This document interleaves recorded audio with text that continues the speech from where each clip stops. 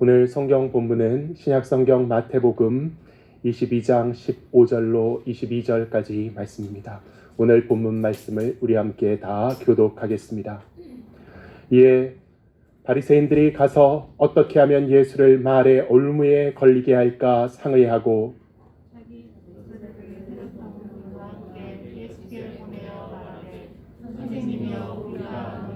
당신은 참되시고 진리로 하나님의 도를 가르치시며 아무도 거리는 일이 없으시니 이는 사람을 외모로 보지 아니하심이니이다. 그러면 당신의 생각에는 어떠한지 우리에게 이르소서. 가이사에게 세금을 바치는 것이 옳으니까 옳지 아니하니까 하니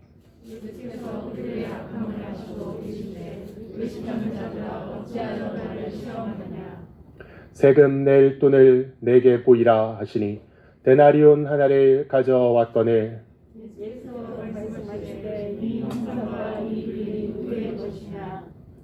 이르되 가이사의 것이니이다. 이에 이르시되 그런즉 가이사의 것은 가이사에게 하나님의 것은 하나님께 바치라 하시니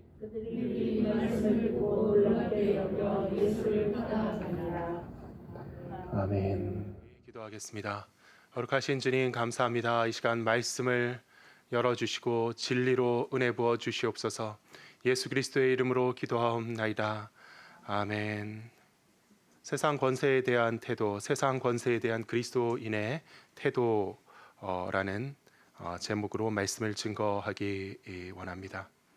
본문에 보면은 이에 바리새인들이 가서 어떻게 하면 예수를 말의 올무에 걸리게 할까 상의하고 이렇게 시작되고 있습니다. 이 바리새인들이라고 하면은 아주 안타깝게도 유대교에 열심히 있는 종교인들이었지만 예수님께서 공생애에 계실 때 그리고 주님께서 십자가에 못 박혀 부활하시고 승천하신 이후에 예수 그리스도의 교회에 대해서 맹렬하게 대적을 했던 사람들입니다. 본문에 보면은요, 그들이 가서 어떻게 하면 예수를 넘어뜨릴까 상의했다 이렇게 되어 있습니다. 그들이 원했던 목표는 무엇이라고 말씀합니까? 예수를 말의 올무에 걸리게 할 수 있을까? 어떻게 하면 예수를 말의 올무에 걸리게 할까? 이 말이 문제였던 것이죠. 바로 앞에 본문에 보면은 22장 1절로 14절까지 말씀을 보면은 예수님께서 유대인들과 바리새인들을 꾸짖으시는 비유를 들려주십니다. 이것이 왕의 혼인잔치에 대한 비유였습니다. 그 내용은 이제 왕이 그 아들이 혼인을 하게 돼서 혼인잔치를 여는데 많은 사람들을 그 잔치에 초대합니다. 성대한 혼인을 준비하고 많은 사람들을 그 잔치에 초대합니다. 그런데 그 왕이 초대를 하는데 왕의 아들이 혼인잔치에 초대를 하는데 하나같이 그 초대를 받은 사람들이 그 혼인잔치에 오기를 거절했다는 것이죠. 이건 정말 말이 안 되는 거죠. 제정신이 아닌 사람들이에요. 왕이. 그래서 우리가 진짜 그 친한 친구가 내가 혼인이 있네, 자식이 결혼하는데 올 거지? 이렇게 청첩장 보내는데 안 가. 이러면 진짜 그 굉장히 위험한. 심지어는 왕이 이게 말이 안 되는 것이죠. 근데 이 왕이 그 첫 번에 거절한 것에 대해 가지고 화를 내지 않고 다시 이 종을 보냅니다. 다시 한번 종들을 보내 가지고 와달라고. 근데 두 번씩이나 이제 간청을 하는데 이제 이 사람들이 정말 제정신이 아닌지 미친 거죠. 다시 거절을 하면서 심지어는 나 안 가 이러고선 그냥 제 갈 길로 간 사람들 말고 남아 있는 사람들은 그 왕이 다시 간청하기 위해서 보낸 종들을 모욕하고 죽였다.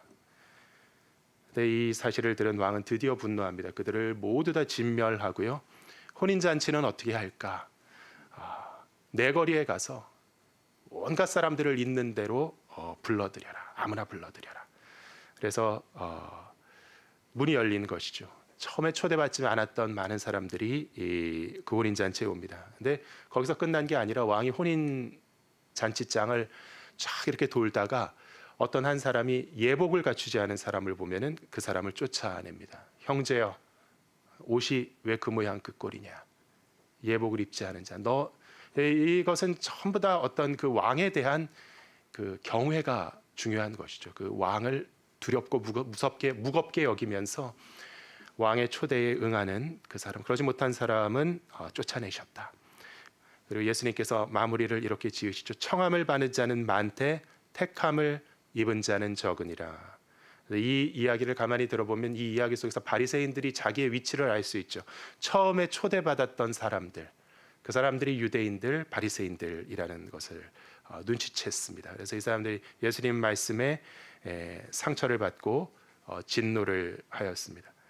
예수님께서 이 땅에 오셨을 때 누구에게 어떤 직접적인 해코지를 하신 적은 전혀 없으시죠. 남에게 해가 되는 피해를 주는 행동을 하신 적은 전혀 없으셨는데 오직 그분의 말씀, 가리지 않고 담아두지 않고 담대하게 선포하시는 하나님의 진리가 많은 유대인들의 마음에 고통을 주었다는 거죠. 이제 진실을 드러냈기 때문에 그들이 회칠한 무덤과 같은 그 마음 속에 있는 위선, 그들의 삶 속에 뿌리박은 위선을 드러내시며 그들을 책망하셨기 때문에 그들은 예수님의 말에 고통스러워하고 주님을 증오하고 분노했습니다. 그래서 상처받고 노여한 바리새인들은 그래서 예수님을 말의 올무에 저 말을 올무에 걸리게 하겠다, 이러한 상의를 하게 됩니다. 그래서 오랜 상의 끝에 묘수를 발견하죠. 그래서 그들이 제자들을 헤롯 당원들과 함께 예수께 보냈다는 것입니다. 이 바리새인이라고 하면은 유대인의 아주 보수적인 종파입니다. 열심 있는 종교인들을 일컫는 것이죠. 헤롯 당원이라고 하면은 그 헤롯은 분봉왕이라 그러죠. 그 당시에 로마에게 승인을 받고 유대를 통치하는 권세를 부여받은 대리인입니다. 그래서 로마가 이제 제국을 하는데 그 지역의 어떤 사정과 형편은 현지인이 아니까 거기서 왕조를 세워서 네가 어디서 왕 노릇대라고 로마가 세워준 왕입니다. 그래서 이 헤롯 당원이라는 것은 이 헤롯의 통치를, 헤롯 왕조의 통치를 지지하는 정치 세력들이죠. 그래서 종교인과 정치 세력들인데 들리는 얘기로는 이 두 부류는 서로 사이가 안 좋았다고 합니다. 좋을 수가 없죠. 이 바리새인들은 유대교의 어떤 순정주의자들이고 유대주의자들이고 이 헤롯 당원들은 로마의 통치에 빌붙어 가지고 득세하는 그러한 정치 세력들이었던 것입니다. 그래서 하지만 그럼에도 불구하고 이 두 세력이 손을 잡고 예수님 앞에 왔다는 것이죠. 그래서 5월 동주라는 말이 있듯이 그렇게 예수님을 미워하는 것입니다. 세상은 거기에 뜻이 맞아서 바리새인과 헤롯 당원들이 예수님께 찾아왔다는 말씀입니다. 그래서 그들이 헤롯 당원들과 함께 와서 예수님께 이런 말을 합니다. 선생님이여, 우리가 아노니 당신은 참되시고 진리로 하나님의 도를 가르치시며 아무도 꺼리는 일이 없으시니. 꺼리는 일이 없어요. 꺼려하지 마십시오. 이는 사람을 외모로 보지 아니하심이니이다. 사람 눈치 안 보시죠? 여기 밑자락을 까는 것인데 당신 이제 진정한 이렇게 예수님을 추켜 세우면서 할 말은 하십시오. 누구 앞에서? 헤롯 당원 앞에서. 이러한 말씀이죠. 당신의 생각에는 어떠한지 우리에게 이르소서. 가이사에게 세금을 바치는 것이 옳으니까 옳지 않으니까. 가이사라는 건 누군지 아시죠? 그 시저, 카이사르라고도 하고요. 로마의 황제를 일컫는 표현입니다. 로마 황제, 우리는 유대인 아주 굉장히 민족주의와 어떤 유대교에 대한 자부심이 강한 민족주의자들인데 그들의 입장에서 이제 로마의 속박을 받고 있었다는 것입니다. 그래서 로마 황제에게 세금을 내는데 이제 이 로마 황제는 인두세를 받아갔습니다. 인두세라는 것은 무엇이냐면은 그 백성 인구 조사를 해가지고 그래서 유명한 예수님의 탄생의 그 기사에도 그 호적 조사가 나오죠. 호적 조사를 왜 하냐면 로마는 그 통치하는 그 나라들에게 인두세를 먹였다는 것입니다. 그래서 사람 머릿수대로 한 사람당 얼마씩 나에게 바쳐라. 그러면 이제 그 밖에 여러 가지 토지세, 기타 등등 여러 가지 세들은 누가 가졌느냐 하면은 이제 그 헤롯의 분봉왕들이 이제 차지하게 되는 것이고 근데 이 사람의 머리 하나하나당 이게 굉장히 어떤 그 세금의 의미를 정치적, 종교적으로 받아들이면 이제 굉장히 굴욕적일 수 있다는 거죠. 유대인들은 싫어했습니다. 가이사에게 세금을 바치는 것이 옳습니까? 아니면 옳지 않습니까? 그래서 이제 이 눈치를 보면은 그 행간을 읽어보면은 분위기상 우리가 어떠한 추측을 할 수 있냐면은 유대인의 입장에서 보면은 이게 굉장히 옳지 않은 일로 그 당시 통념으로 이해가 됐다는 것이죠. 하지만 감히 또 그것을 자기 어떤 종교적 민족주의적인 신념을 가지고 감히 그것을 입 밖에 내기는 또 위험한 그런 시대에 되면서 일제 시대 때 우리가 일제가 나쁘다. 우리 민족의 자존심, 우리 민족의 어떤 그 정통성 지켜야 돼. 이런 마음을 가지고 있더라도 이제 일본 순사 앞에서 혹은 뭐 일본 총독 앞에서 그런 말을 못 할 수 있는 거죠. 그러한 그 어려움이 있었는데 입이 아주 그냥 근질근질한 것이죠. 근데 자기들도 이제 바리새인들도 자기들끼리 있을 때는 이런 얘기를 그냥 하루 종일 서로 하면서 토론을 했을 터이지만, 야, 이 하나님 어떻게 된 거냐, 진짜 이 로마의 황제 나쁘다, 막 이런 얘기를 계속 했겠죠. 근데 차마 이제 로마인이나 거의 이제 로마인과 비슷한 헤롯 당원들, 그 로마의 하수인이라고 할 수 있죠. 그런 사람들이 오면은 그 앞에서는 이제 말을 못하는 거죠. 야, 내가 진짜 무서워서 피하냐, 더러워서 피하지. 하지만 이 말을 하기는 좀 까다로운 그러한 상황. 근데 그 난처한 것을 예수님께 이제 밀어붙이는 거죠. 뭔가 좀 거리낌이 없으시니까. 거리낌이 없으시죠. 사람의 눈치를 안 보시고 바리새인 앞에서는 바리새인을 책망하시고 사두개인 앞에서는 사두개인을 책망하시고 어디서나 대면하시는 예수님이시니까, 그래 너 진짜 그렇게 입이 터져가지고 말을 너무 잘하니까 한번 여기서도 해봐라. 헤롯 당원들을 딱 데려가가지고 강요하는 것입니다. 상황을 가지고 압박을 하는 것이죠. 가이사에게, 로마 황제에게 세금을 바치는 것이 옳습니까? 옳다 그래도 문제예요. 옳지 않다 그래도 문제인 것입니다. 옳다 그러면은 바리새인들, 자기들을 비롯한 유대인들이 들고 일어나서 예수님을 핍박하면 될 것이고, 아니다 그러면은 그렇게 미워하지만 필요에 의해 가지고 예수님 앞에 끌고 갔던 이 헤롯 당원들이 뒷일을 해결해 줄 것이고, 그리고 아무 말씀 안 하시면은 또 막 밀어붙이면 될 것이고, 이 난처한 상황을 궁리해낸 것입니다. 예수께서 그들의 악함을 보시고 좋은 말로 주님을 아첨했지만 그들의 의도가 악하다. 그것을 주님께서는 아시죠. 외식하는 자들아. 이것은 집밥 안 먹고 식당 가서 돈 주고 외식하는 사람이 아니라, 외식이라는 것은 위선자라는 말이죠. 겉을 꾸미는 사람들아. 외식하는 자들아, 어찌하여 나를 시험하느냐. 세금 낼 돈을 내게 보이라.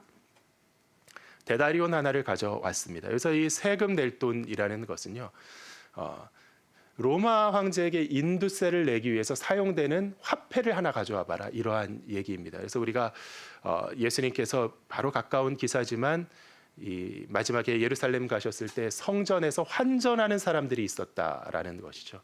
그래서 본문에도 나오지만 이 로마 제국의 이 통용되는 화폐는 유대인들에게는 문제가 있습니다. 거기에는 이 로마 황제의 형상이 새겨져 있기 때문에 나 외에 다른 신을 두지 말고 어떤 다른 형상에게 형상을 새겨서 무엇을 만들지 말라, 우상을 만들지 말라, 하나님 명령하셨던 그 계명을 독실하게 지키는 유대인들은 그런 걸 가지고 이제 성전에서 헌금을 받을 수 없는 것이죠. 그래서 헌금을 많이 받는데 돈을 바꿔줍니다. 그래서 그 입구에 성전 안에서 돈을 바꿔가지고 하나님께 바치죠. 근데 이제 이 성전을 관리하는 사람들이 챙기는 돈은 이런 제국의 돈이죠. 근데 굉장히 그런 아이러니와 모순이 있는데, 그러니까 이 데나리아, 그 로마 황제는 자기들의 통용되는 화폐, 황제의 얼굴이 새겨져 있는 로마 화폐만 받아간다는 것이죠. 그래서 이 동전을 가져오니까 예수님께서 이렇게 말씀하십니다. 이 형상과 이 글이 누구의 것이냐? 이 동전에는 형상이 새겨져 있고 글자가 새겨져 있다는 것입니다. 그래서 이 무슨 형상이 새겨져 있었느냐? 누구의 것이냐? 가이사의 것입니다.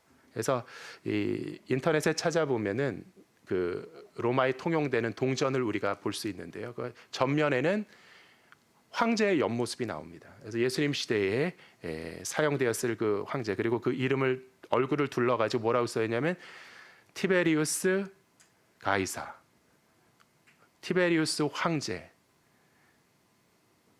신성한 아우구스투스의 아들, 그 아버지를 댑니다. 그리고 로마 황제의 이름에는 신성한이라는 수식어를 붙입니다. 이것은 유대인의 관점에서 보면은 신성 모독이죠.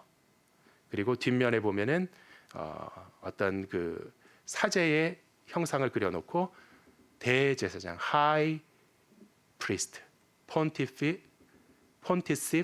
막시무스, 하이 프리스트, 대제사장이라는 그러한 글자가 새겨져 있습니다.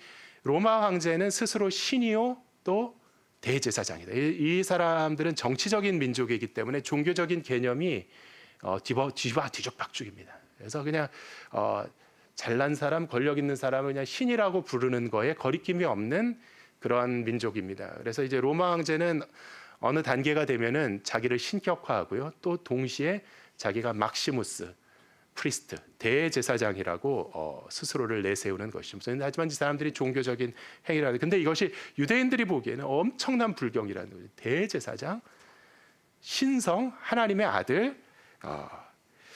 이제 예수님이 진짜 하나님의 아들이신데 이 데나리아 하나를 보고서 이게 하나님의 아들에게 이런 거죠. 당신은 이 로마 황제 어떻게 하실 겁니까? 이런 문구 자체, 이런 그 형상 자체가 유대인들에게는 용납될 수 없는 불경이었습니다. 근데 그런 동전을 막 유포하면서 이제부터 이게 너희들의 화폐야. 그러면서 너희들은 이거 가지고 물건 사고 만지고 매일같이 쓰고 나한테 인두세를 무지만이 바쳐야 돼. 이렇게 로마 황제가 로마인들이 와가지고 유대인들에게 강요를 하니까 얼마나 수치와 모욕과 치욕을 느꼈겠습니까? 얼마나 종교적인 의분이 있었겠습니까? 그래서 이 동전이 현장에서 아마도 이 바리새인들은 이런 동전을 주머니에 넣고 다니지 않았을 거다, 이러한 설도 있습니다. 그래서 현장에서 이 동전이 이렇게 수급될 수 있었던 것도 헤롯 당원들이 같이 갔기 때문에 가능했을지 모릅니다. 예수님께서 이 형상과 이 글이 도대체 누구의 것이냐? 그들이 대답하죠. 가이사의 것입니다. 그래서 주님께서 답을 하시죠. 가이사의 것은 가이사에게, 하나님의 것은 하나님께 바치라. 놀라운 이 한마디, 주님의 이 놀라운 이 한마디, 그것을 통해서 여기 모인 바리새인들 깜짝 놀라서 도망을 갔다. 이 본문의 내용입니다. 그래서 이 어려운 상황 속에서 예수님께서는요 굉장히 중요한 진리를 우리에게 선포하시는데, 무엇보다 첫 번째 우리는 세상의 권세에 대한 그리스도인의 태도에 대해서 본문에서 배울 수가 있습니다. 이 사람들이 몰고 온 바리새인과 헤롯 당원이 상징하는 이 두 세력은 정말 충돌하는 거대한 두 세력입니다. 그래서 고래 싸움에 새우등 터진다 그러죠. 그래서 이 세상에 옛날에 막 대학교 다닐 때 제가 입학했을 때는 다 데모를 하는 거예요. 그래가지고 그러니까 아버지께서 너 절대 데모하면 안 된다. 왜 안 되냐 그러니까 이 희생양이 된다는 거예요. 순수한 학생들이 정치 세력 간의 그런 어떤 역사의 어떤 그 톱니바퀴에 휘말려 가지고 고래 싸움에 새우등 터지는, 예수님을 그렇게 만들려는 것이죠. 이 거대한 세력 사이에 한번 껴가지고 그냥 죽어봐라. 이게 바리새인의 음모였다는 것입니다.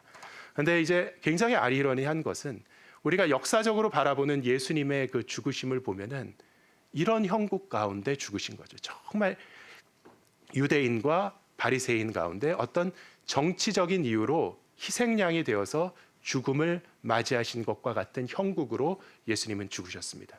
그래서 예루살렘에 입성하실 때 많은 백성들이 열호를 하니까 성이 들썩들썩 거리니까 유대인들이 두려워했죠. 그래서 대제사장들이 예수님을 시기하기도 했지만 그들의 명분은 뭐였냐면은 이 사람이 선동을 하면 로마인들이 들고 일어날 것이다.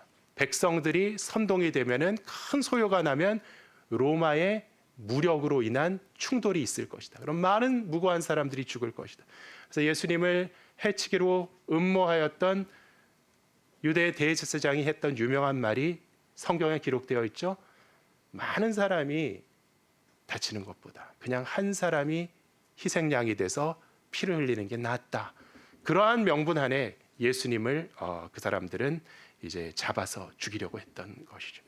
하지만 그 배후에는 여러 가지가 있고, 근데 사실은 모든 것이 하나님의 주권과 섭리고 하나님의 뜻과 계획이 그러했기 때문에 주님께서는 십자가에 못 박혀 죽으신 것이지만 외관상 보면은 어떤 정치의 희생양으로 돌아가셨다는 것입니다. 그런데 반란의 수괴다, 로마의 황제에 대항한다, 유대인의 왕이라고 자처한다, 이것이 그들이 본데오 빌라도에게 예수님을 데려가며 내세웠던 죄목이죠. 하지만 정작 예수님께서는요, 예루살렘에 입성하시면서 예루살렘을 향해서 눈물을 흘리십니다. 예루살렘이여, 예루살렘이여, 너의 그 길을 버리고 평화의 도시가 되지 않으면, 하나님의 뜻을 온전히 받아서 너의 마음속에 있는 그 적개심과 미움을 떨쳐버리지 않으면 너희에게 소망은 없다. 하나님의 심판이 다가온다.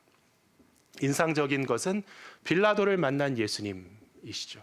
그래서 반란의 수괴라고 소개받고 예수님을 만났는데, 주님과의 대화를 통해서 빌라도는 조금도 그런 혐의를 느낄 수가 없었습니다.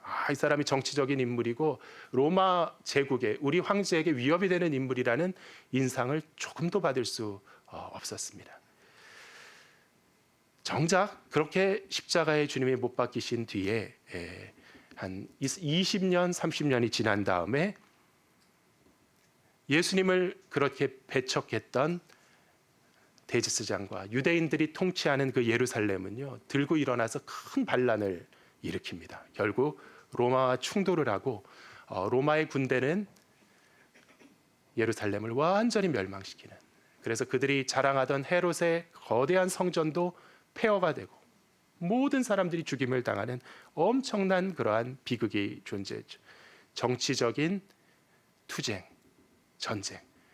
그래서 이 기독교는 초창기부터, 예수 그리스도로부터 그 이후에도 항상 그러한 모함을 받아왔습니다. 그러한 혐의를 받아왔습니다. 반사회적이고 황제와 정치 권력에 대항을 하고 이러한 집단이다. 그러한 모함과 그러한 것을 많이 받아왔습니다. 하지만 실상은 그렇지 않다는 것이죠. 예수님의 입장은 어떠했습니까? 그리고 사도 바울의 입장은 어떠했습니까? 바울의 가르침은요, 세상의 권력자들에게 너희는 복종해라. 그들의 권력에 복종해라. 예수님께서는 온유하신 주님이셨고, 이 그리스도인은 어떤 세상 권세자들에게 대항하는 사람이 아닙니다.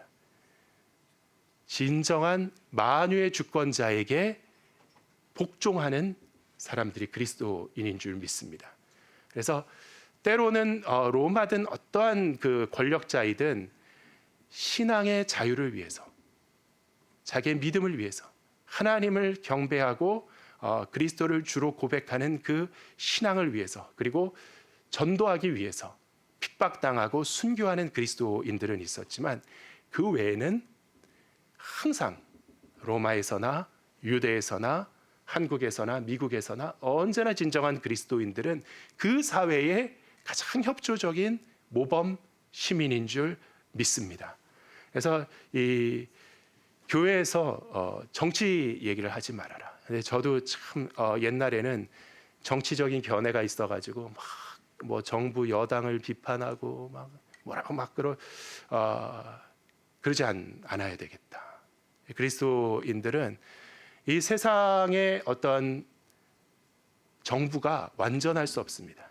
그래서 이 바울이 순종하고 바울이 전도했던 그 로마 제국의 황제나 총독들이 온전한 사람들이 아니었습니다. 하지만 부분적으로 모든 세상의 권력자들은요, 하나님께서 허락하신 권세를 부여받아서 그 세상의 질서와 정의를 이루는데 쓰임받는 존재들인 줄 믿습니다.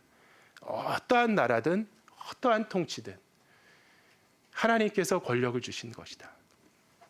그래서 그리스도인들은 세상 권력자에 대해서 항상 순종하는데 그것은 제한적인 순종이다.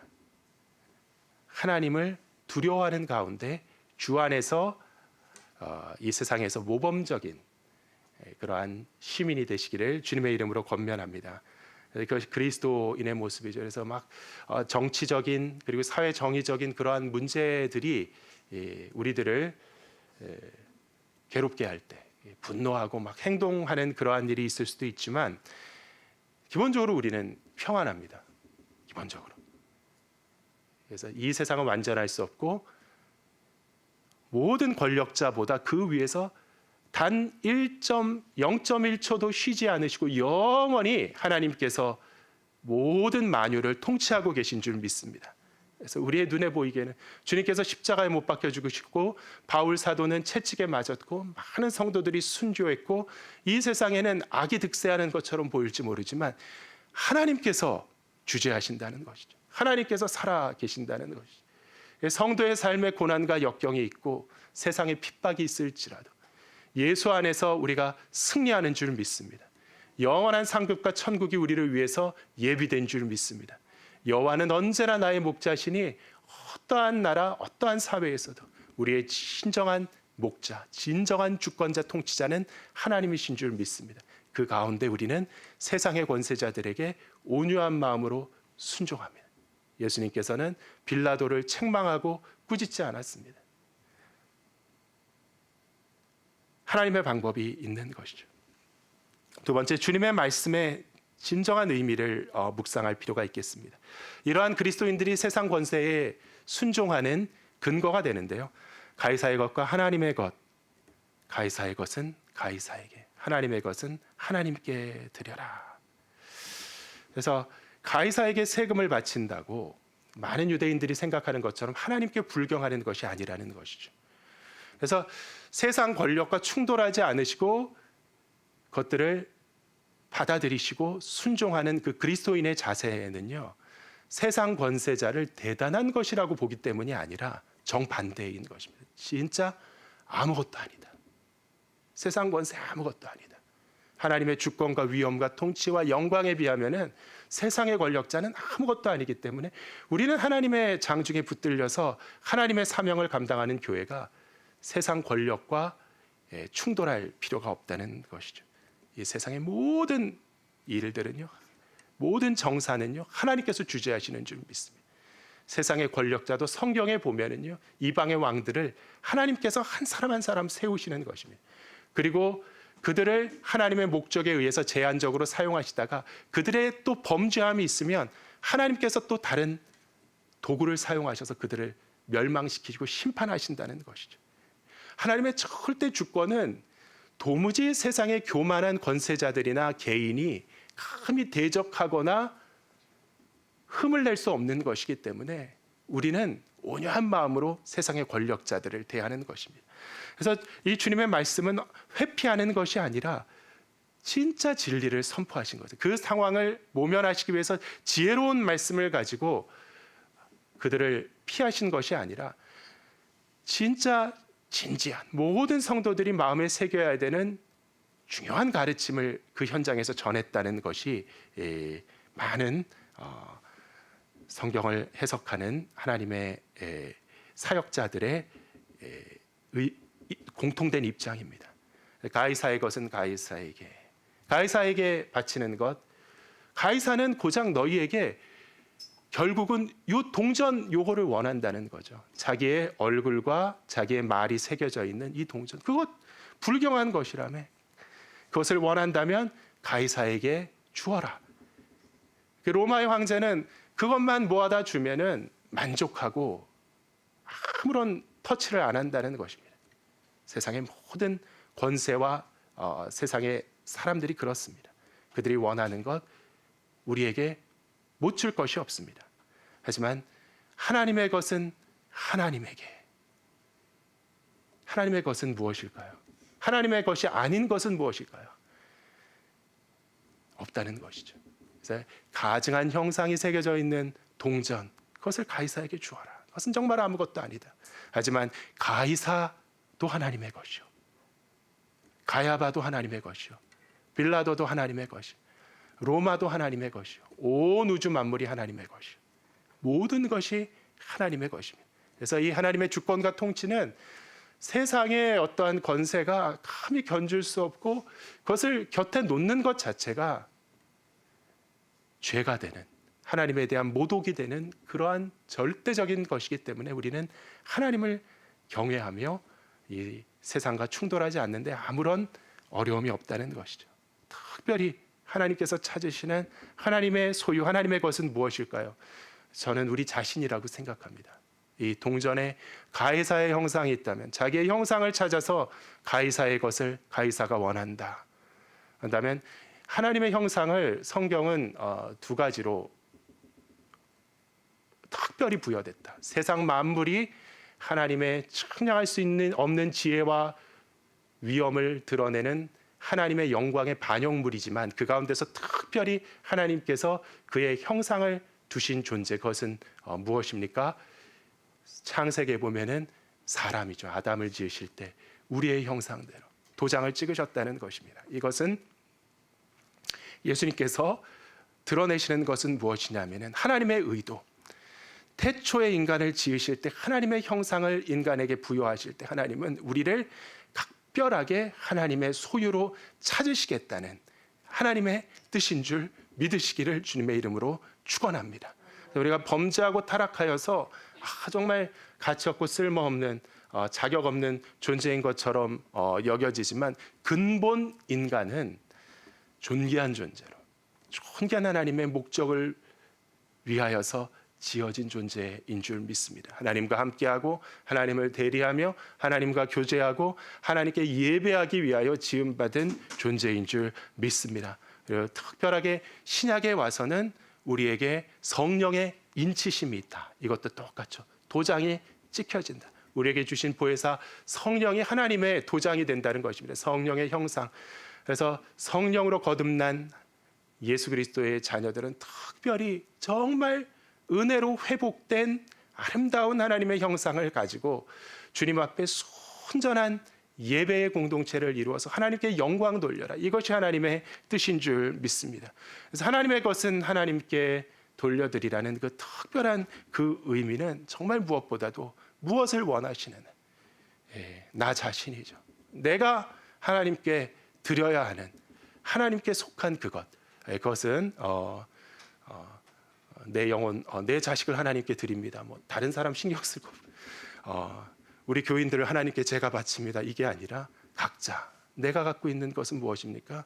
내 영혼, 내 생명, 내 존재, 내 마음, 여기서 온 마음과 한 뜻으로 힘을 다하여서 우리는 하나님께 드리는 것, 하나님께 예배하는 것, 하나님을 사랑하는 것, 하나님의 자녀가 돼서 믿음으로, 기쁨으로, 감사함으로 하나님 앞에 기도하는 것, 하나님과 연합하는 것, 이것을 하나님께서 우리에게 원하시는 줄 믿으시기를 주님의 이름으로 축원합니다.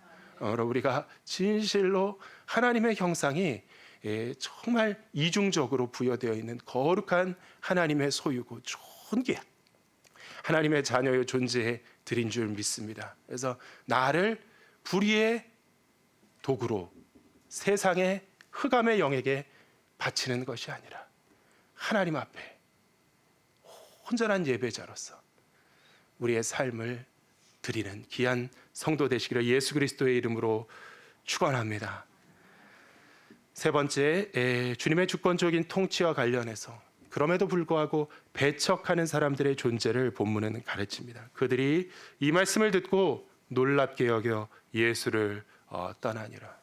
주님의 말씀에 예수 그리스도의 임재에 하나님의 독생자가 오셔서 얼굴로 그들을 보며 그의 육성으로 하나님의 완벽한 진리를 가르치고 그들에게 구원받으라는 예언의 메시지를, 경고의 메시지를 비유로 가르치고 하나님의 사랑과 은혜를 선포할 때에 이 사람들은 은혜 받고 회개하고 하나님께 돌아온 것이 아니라 주님을 미워하고 말의 올무에 빠지게, 말로 그를 올무에 빠지게 할 것이다.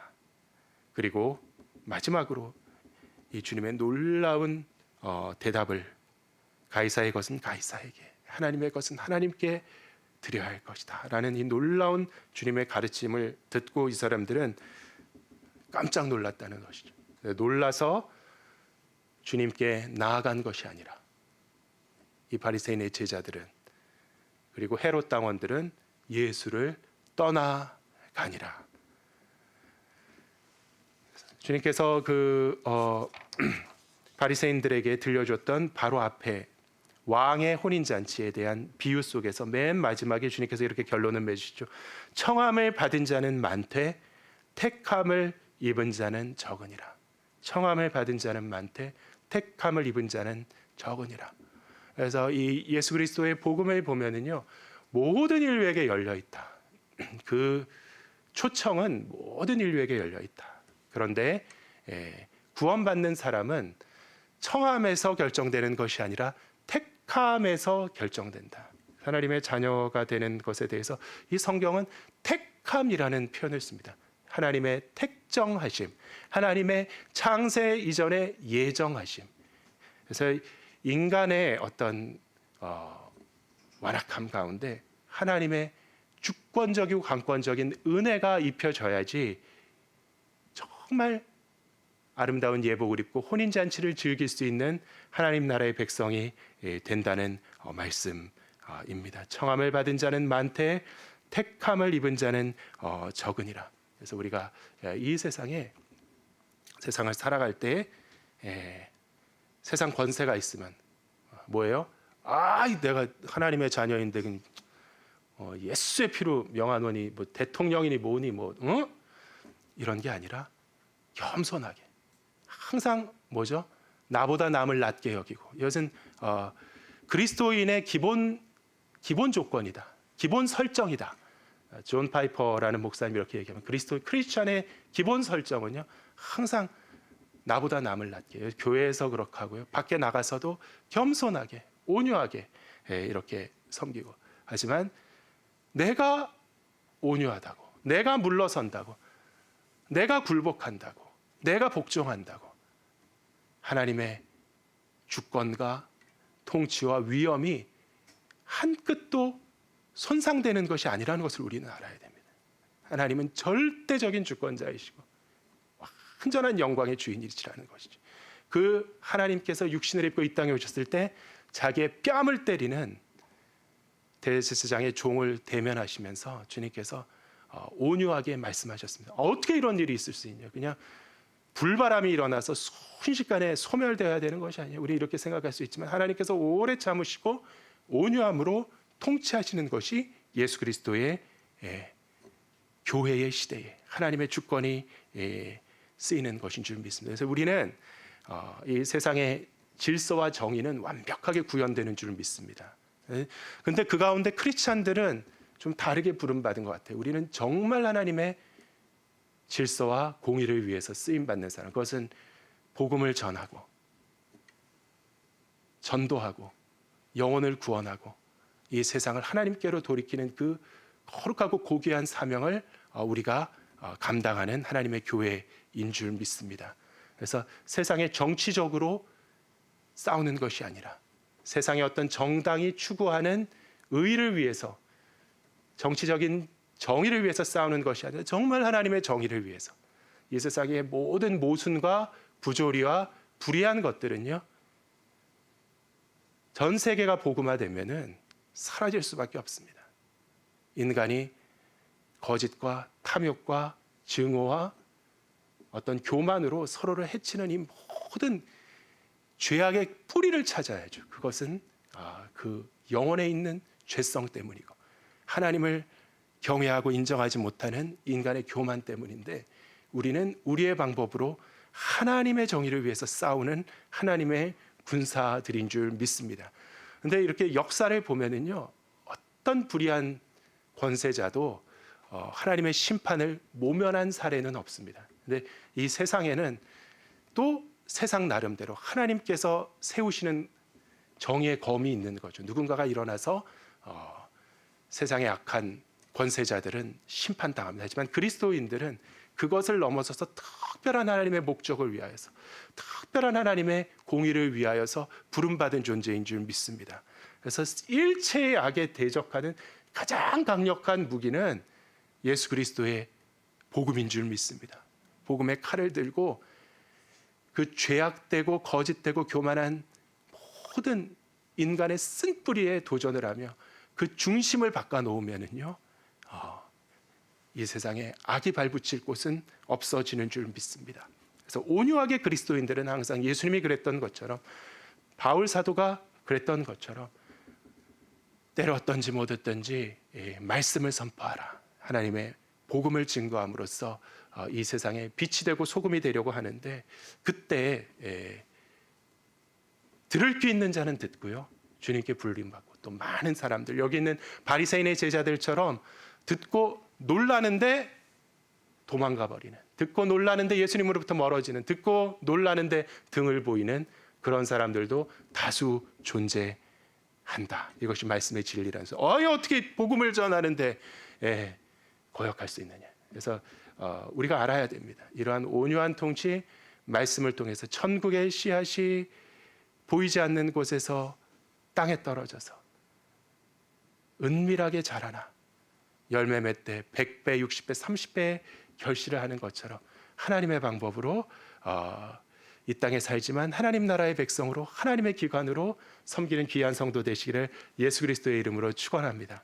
전도하다가 말을 잘 안 들으면 마음에 상처를 받는다든가 분노한다든가, 왜 교회 나오라는데 안 나오냐, 그럴 필요 없고요. 가는 사람은 가고 오는 사람은 하나님이 부르셔서 오는 줄 믿습니다. 우리는 세상 사람들이 면박을 준다고 해서 멈출 것이 아니라 때를 어떤지 못 어떤지 늘 십자가의 증인이 되며 복음을 전할 수 있는 그러한 그리스도인으로서 우리가 이 마지막 날에 쓰임받는 거룩한 동소문교회 성도들이 되시기를 예수 그리스도의 이름으로 간절히 축원합니다.